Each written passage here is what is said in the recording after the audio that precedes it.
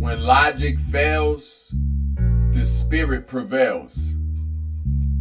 And this only means when your mind fails you, usually the other faculties of the mind will also fail you, such as your emotions. When your mind fails you, your emotions will fail you too. And when your emotions fail you, oftentimes your body is going to follow suit. This is where spirit holds importance, and oftentimes in these predicaments, authority. Okay? Your spirit is resemblance to your energies. When you think of the spirit, you don't think of soul, you think of the energy. And sometimes you're going to need more energy. Sometimes you're going to need to be pulling wisdom from that energy and allowing that energy to pick you up when your emotions fail you, allowing that energy of spirit to pick you up when your body fails you. This is why motivation is even a thing. It is, come on now, it is a mechanism of spirit to be able to lift itself up, okay? And when another can motivate you, that is just their spirit lifting themselves up in you, recognizing you and recognizing where they have been and where they don't want to be, okay? When your body fails you, it's usually because your emotions have failed you. It's usually because your mind have failed you. All of those are attributes of the same faculties. All of them belong to body. The mind, the emotions, and of course body. But spirit is different, isn't it? Yeah, spirit doesn't even have a birth date. Your body was born. Your mind was born. And when those happened, your emotions were born. But spirit predates all of these things. Spirit doesn't have a birth date. And don't take my word for granted. Look into your own living experience. What wakes up first, your mind or your spirit? Don't you have to take time up to wake your mind up? Every mind needs at least 30 to 90 minutes to wake up. So who woke the body up? Or what woke the body up? It wasn't body itself. It couldn't have been the emotions. It couldn't have been the mind. Mind was somewhere resting. No, spirit. Spirit is what wakes the body up. Spirit doesn't have a birth date. You can see this every day. Every day you got the rise. So understand, spirit wasn't born. When we think of Christ consciousness, when we think of divine intelligence or divine consciousness, one that connects all beings, I want you to also think of spirit. Okay? When you think of certain things within your life, okay, that requires a different form of intelligence, usually that's when spirit comes in play. Okay? The very essence that connects us all is spirit. Spirit is even connected to all sentient beings, that which is seen and unseen, such as all the elements. That which is experienced and not experienced, such as the planets above you. Spirit connects all of these things. It is the binding force. It is the fabric of the universe. Spirit, that is. Okay? So, you must understand, when logic fails, spirit prevails. What does this mean? This means when you come at a point of wit's end, there is a benefit there. Shall you seek liberation with an open heart? Shall you seek what is righteous with an open heart? There is a benefit there. If you keep moving towards the light, you're going to reap the benefit. Because where logic is failing you, That's where the darkness is reigning. The darkness is surrounding you. And it's okay. Okay? Remember, the darkness is resembling the lack thereof. This is why they say babies are born in darkness. Certain religious doctrine teaches that babies are born in doctrine, in darkness. This is because they know little. They know little. Okay? This is because the heavens of their body haven't been activated. That's where the wisdom and the intellect from the mind will help advance spirit via the emotions. The emotions are there to advance spirit, not unto your demise. So babies are born until they learn how to navigate, okay, their inner members, utilizing the emotions for the evolution of spirit. That spirit may become the ultimate vessel for soul. Hopefully that's making sense. Yeah. And also right now, if your logic is failing you, you go ahead and listen with spiritual ears and look with spiritual eyes. Okay? Because all the time, your mind is not going to have the answer. You see what you're looking at now? See my hand? I got one of the greatest lessons taught to me in life from my body and from life itself. I had to. Being a yogi that I was, I had to. Being a shaman that I am, I had to. Okay? Become not only teacher, but student and learn. At that point, my hand became my teacher. And I've had many great teachers. But this particular teacher was operating in a different fashion than I'm used to operating. This particular teacher was utilizing a different set of ebonics than I'm used to using. I had to listen more than I spoke. Okay? So, at a certain point in time, my hands failed on me. Yeah, they failed on me. How many of you have recognized certain times in your life your body has failed on you? I don't mean that of old age, but yes, that can happen. Okay? But I don't speak on the old age aspect of it because body worked hard enough. So, if it wants to tell you that it's retiring at certain points, it's okay. But there will be certain times, or may have been certain times rather, that your body have failed you. You ever had a fight or flight? You ever been in predicaments where your body don't fight and instead it flights? It misunderstands the assignment? Or maybe it flights when it was supposed to fight. It misunderstands the assignment. This is when your body failing you. Those wires done got crossed. And why does this happen?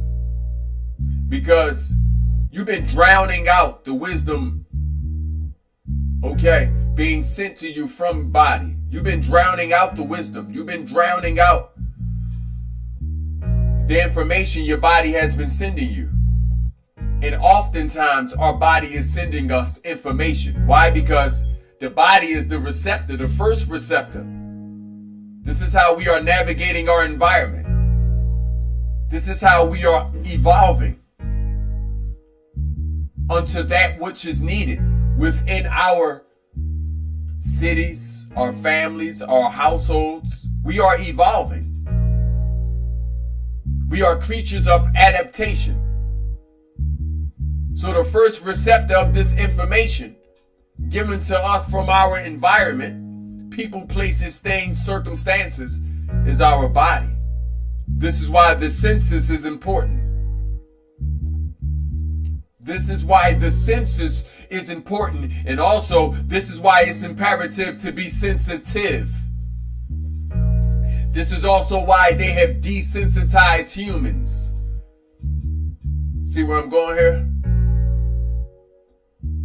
Okay, we can demobilize a certain biological function of the body to adapt and adjust to its environment. People, places, things, and circumstances, that is.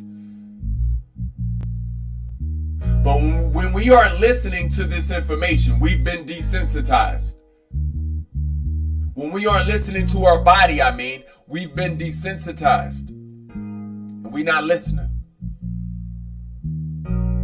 Maybe we've been overwhelmed and overstimulated by our emotions, so we're not listening. Maybe we've been overwhelmed and overstimulated, okay, by all the trials and tribulations that you've had to endure in this lifetime. Maybe you just been overwhelmed and overstimulated by a bunch of things you had on your plate, on your mind, whatever the case may be. This has desensitized you to the information that you're supposed to be receiving from your body. Okay? Your first line of defense. Okay? So, at a certain point in time, when my hands began to fail on me, this was my teacher telling me, my body that is, telling me that you're not listening. Now I told you. And you know, when you talking to you the way you understand it. My body was telling me, now listen, I told you, we not finna work and labor for no pieces of paper. You finna trade labor for our health. You finna trade labor for some coins that belong to a system you'll never be a part of? Come on now. We've already figured this part out. Brain already done its job. We already figured this out. My body was like, how dare you continue to try to work for some coins, receipts, and papers that you can't even take to buy the things that you want. So then body said, well, then what are we doing this for? If we can't go get the things that we want, then what are we doing this for? I couldn't produce an answer for body. I couldn't continue to tell my hands that we are working and working and working until the point of demobilization. I couldn't tell it an answer to why we are doing this. What is the benefit? My hands itself needed to know, what is the benefit to this? What do I gain? Do I get to touch something one day that will somehow make it feel like it's worth it? Do I get to feel something on the inside that will somehow make it feel like it's worth it? My hands needed an answer. And until I provided an answer, my hands decided to just stop. I couldn't send a text message. I could barely even wash myself. Okay? And this sent me into some deep meditations. I said, well, goodness, body, we haven't even seen the 30s yet. How could we be here? Goodness, body, did I do this to you? And in all that saving and loving of the world, you know how they say God so loved the world he gave his only begotten son? I said, in all that loving of the world, I done nearly gave my body to the world, sacrificed my own flesh to the benefit of others, and I didn't even have it benefit for my own self. Goodness. I fooled my own self. How many of you out there fooling your own self? You know, another doctrine say if your right hand sin calls you to sin, cut it off. I was at this point in my meditations. I said, if my hands have caused me to enslave myself to a life of labor, Then I said, these aren't hands at all. These are monstrosities. And far be it from me to allow my hands to take away from the rest of my body. I thought about it. I said, you know what, hands? I don't think y'all need to be here. And I was nearly right here in spirit. Hands was about to go. And also, that's how much pain they were in. I was in so much pain that it was nearly best for me to cut them off. How much pain you ever been in? Sometimes it was better for you to break your own heart than experience more heartbreaks. Some of you going through that now, introverting yourself. And as I brought that spiritual cleaver up and went to bring it down on my hand said, well, hold up. Hold on now.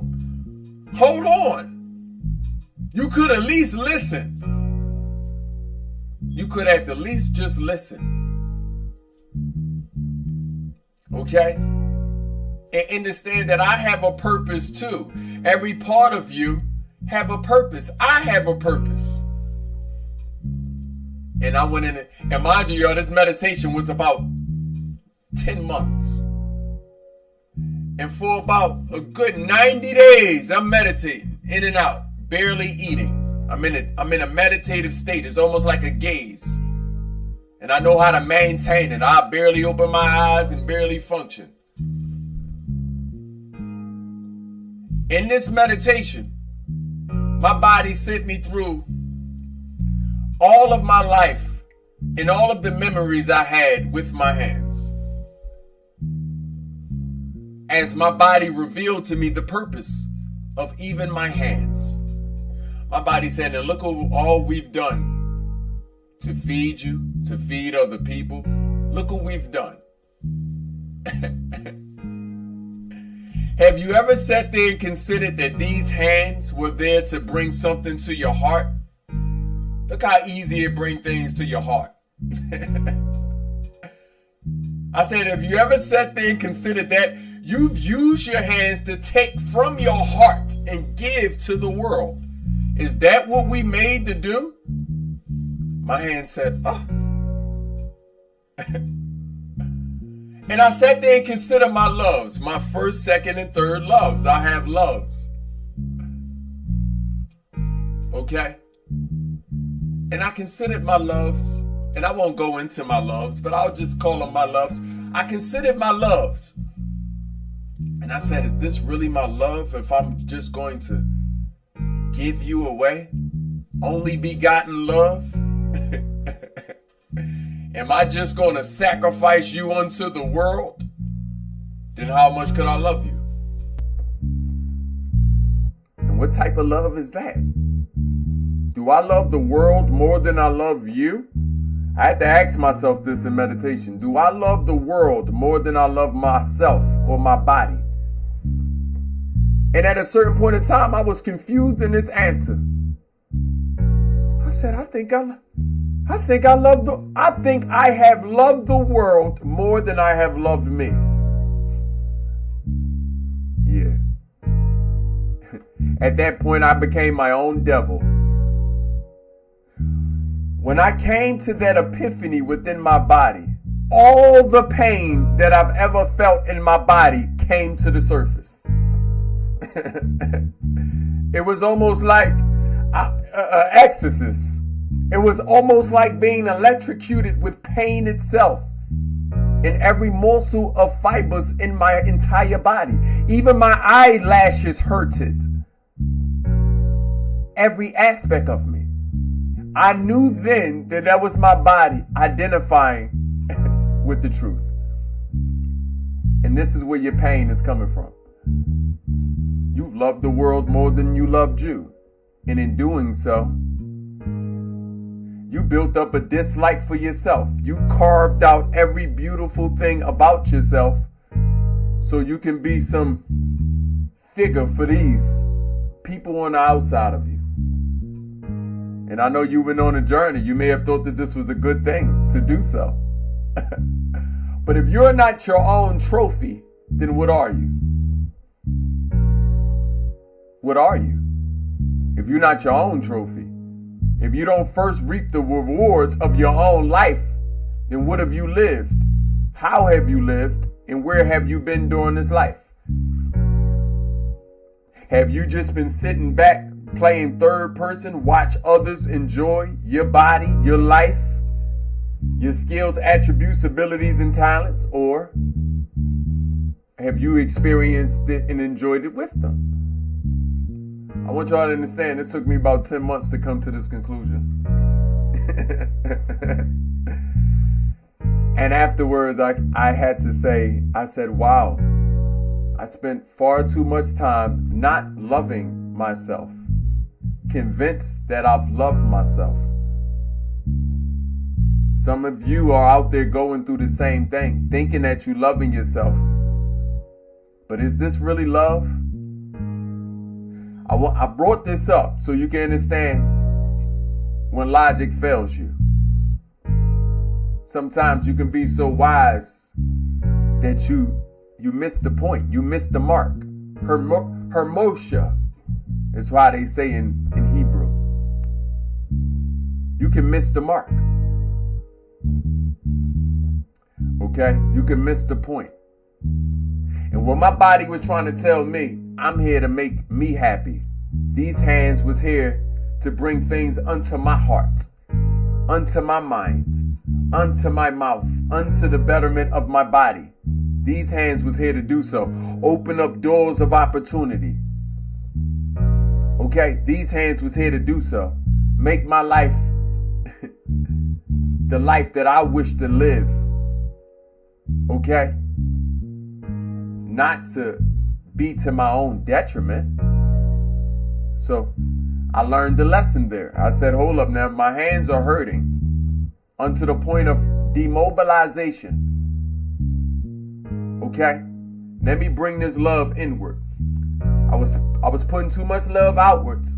Let me bring this love on inwards. And my mind said, how good is the wisdom when we can't use it for our own self? So that there in meditation, I developed this piece here that y'all see on my hand. I developed this piece in an unseen place in meditation. And I wore it at least for 3-4 days inside this place, practicing it. Okay? Now in reality, my hands were still in pain, but the pain was subsiding. It was subsiding because I was using it less. It was subsiding because I was loving me more. It was subsiding because I was taking salt baths and I was enjoying nursing my body back to good health. It felt wonderful. Aisha. And I bring all this up just to remind you that when logic fails, spirit will prevails. It was the spirit, my spirit. Okay? Not only just the spirit of a teacher, the spirit of a student, the spirit of primordial man, the spirit of divinity, the spirit of love, the spirit of righteousness. It was all of these spirits combined to help reveal to me what I am. YAHLIL Lakwame. Okay? Without any hats, without any attributes. Just me, myself, was good enough for me, myself. So we can end on a better light. I want y'all to understand what happened. I sat there and told myself at the end of these meditations, I said, hold up now, remember your loves. And remember your loves deserve you to be the first recipient of the benefits of that light and that love. I said, well, what were these hands made to do? They was definitely made to make music. I speak with these hands. I'm ambidextrous and bilingual with these hands. They was also made to hold babies and ladies. Okay? Babies and ladies is what these hands is made for. Music is what these hands is made for. creating, okay, pulling from the ethers that which is in my imagination is what these hands are made for. I didn't even bring up labor. These hands are not even made for labor. I've dedicated half of my life laboring, using my own body wrong. Imagine that. That's not even what they for. Now, I'm not saying this for everybody. Some people's bodies is for labor. No offense. But it's a hierarchy to life. And I done climbed and worked hard for the echelon that I reside on. There's a hierarchy to life. Those of us that are givers, okay, we sit at the highest cornerstone of the pyramids in this hierarchy. And our bodies aren't made for labor. Mine isn't. Okay?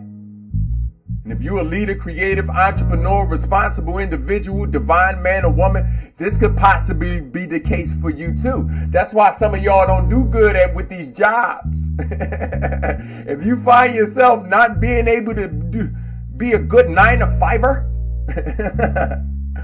or maybe even entrepreneurialism is rubbing you wrong. You trying to figure out, why am I not getting the grasp of this entrepreneurship? It's probably because you're working too hard with your body.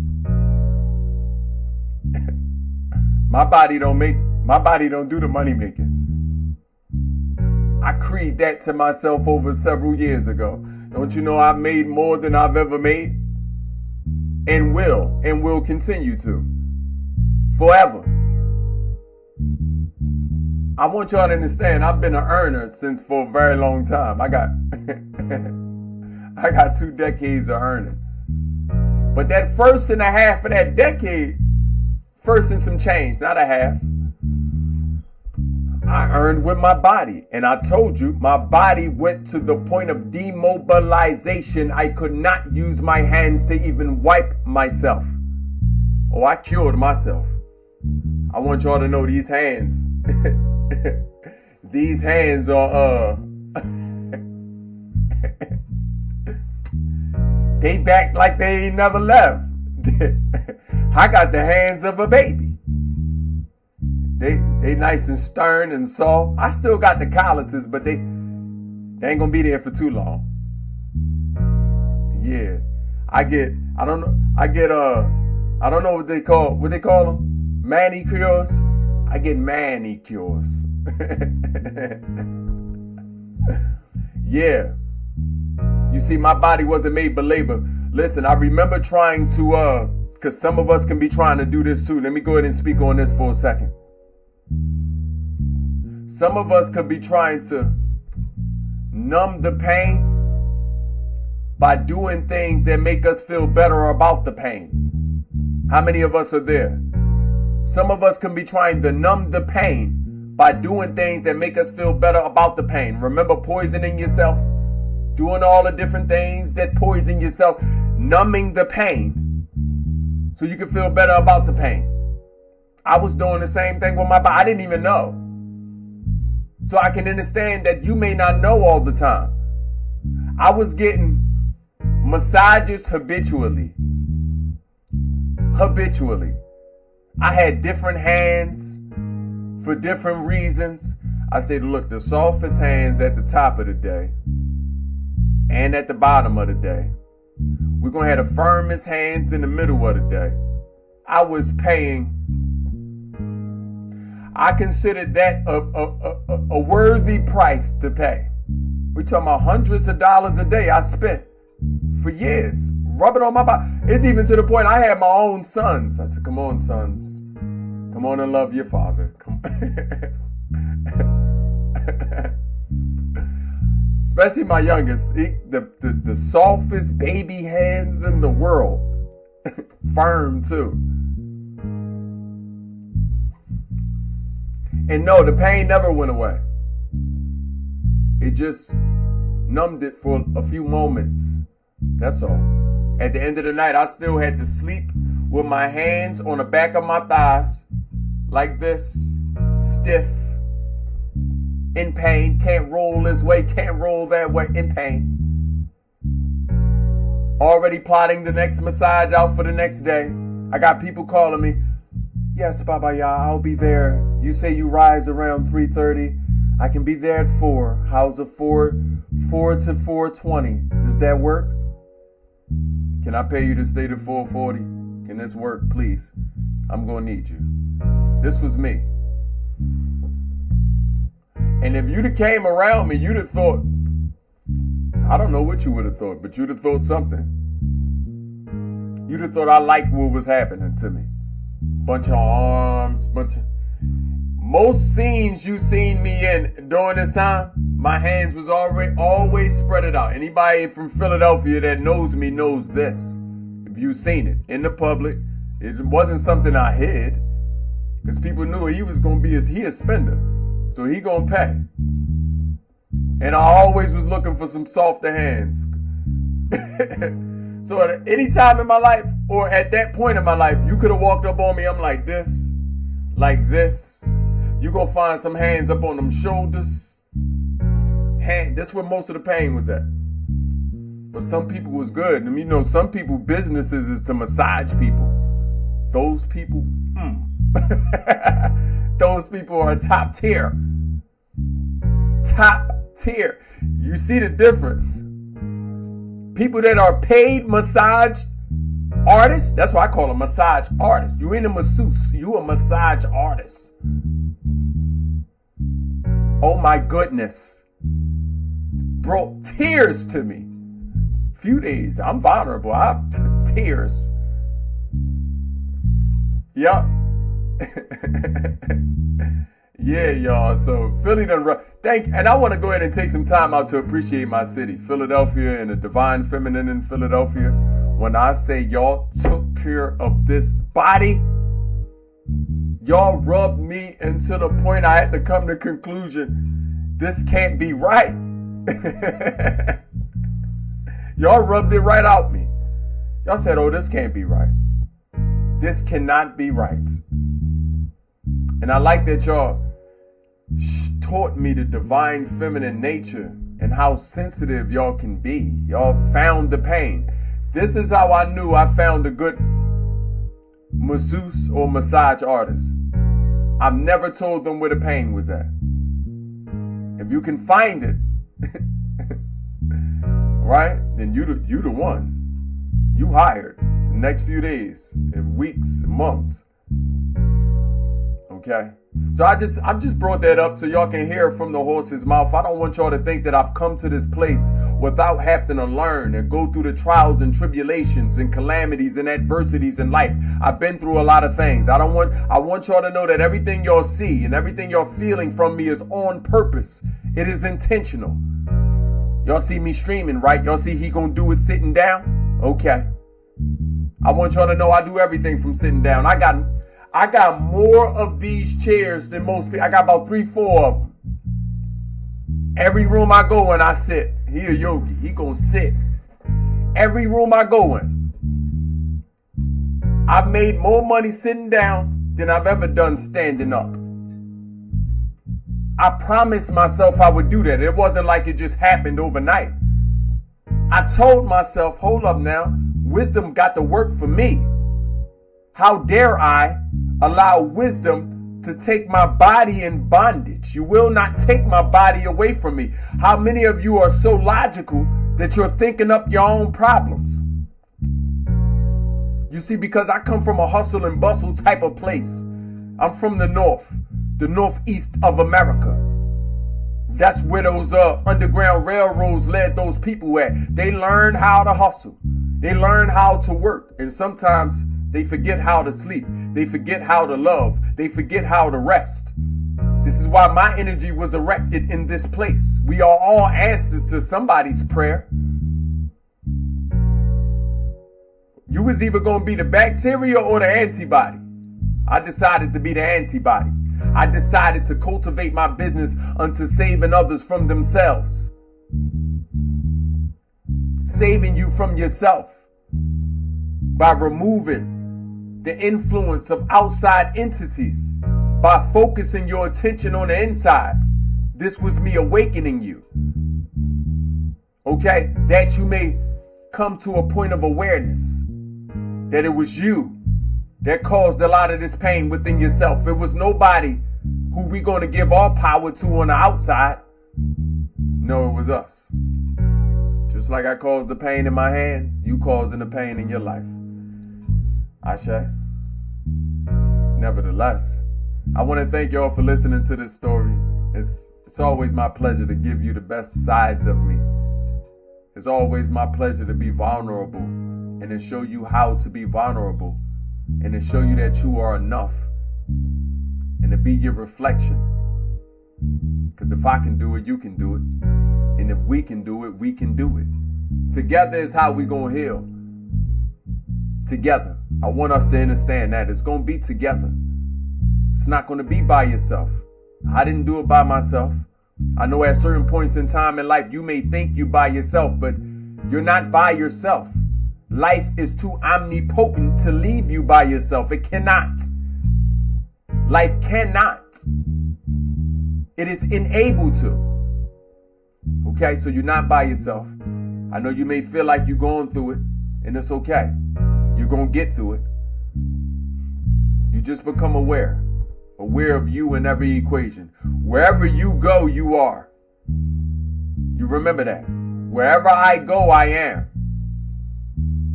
This is double-sided. Meaning, if you don't answer that old trauma, everywhere you place your new feet, everywhere you build new footsteps, you're taking that trauma into that same place. Everywhere you go, you are. And also, vice versa from the other side of the spectrum. Everywhere you go, because birds of a feather fly together. Everywhere you go, you are. You were never alone. You were always there for you. The world was always there, providing the reflection for you, to you. Okay? That you may always have an opportunity to liberate yourself and allow that liberation to be an example for others. That's what we're here for, to be an example for others. We can do this, tribe. We can do this, tribe. We can do this. I just want y'all to understand this. I've come a long way just to tell you that. I've been on the mountains of life for a long time just to come down and tell you that. I've told you many of things. Okay? Some of them things gonna stick. Some of them things gonna make a little more sense later on in life. But right now, I want you to understand that we can do this. This I promise you. Okay?